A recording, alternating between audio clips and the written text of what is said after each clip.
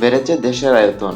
নতুন করে জেগে ওঠা 50টি দ্বীপের কারণে শ্রীলঙ্কার চেয়ে বড় ভূখণ্ড হিসেবে পৃথিবীর সামনে আসবে বাংলাদেশের নাম।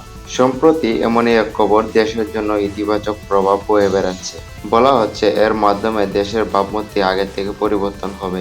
সেই সাথে অতিরিক্ত জনসংখ্যা অভিশাপ থেকে আশীর্বাদে পরিণত হতে পারে।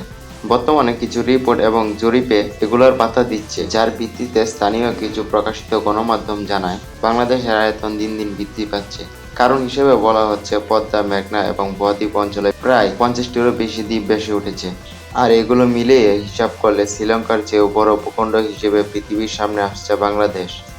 এটি শুধু বাংলাদেশের জন্য একটি বড় অর্জন নয়, এটি প্রাকৃতিক সম্পদ এবং অর্থনৈতিক সম্ভাবনার দিক থেকেও এটি একটি বিশাল সুযোগ। এই দ্বীপগুলো শুধু প্রাকৃতিক সৌন্দর্যের আধার নয়, বরং এখানে রয়েছে বিশাল অর্থনৈতিক সম্ভাবনা, যেমন মৎস্য উৎপাদন, কৃষি জমি এবং পর্যটক শিল্প। তো বন্ধুরা, আজকের ভিডিওতে আমরা জানলাম কিভাবে বাংলাদেশের আয়তন বেড়ে যাচ্ছে নতুন করে জেগে ওঠা 50টি দ্বীপের কারণে। এটি শুধু বাংলাদেশের জন্য একটি গর্বের বিষয় নয়, বরং ভবিষ্যতের জন্য এটি একটি বিশাল সম্ভাবনাও বটে। আপনাদের কি মনে হয় এই নতুন দ্বীপগুলো নিয়ে? নিচে কমেন্ট করে জানান।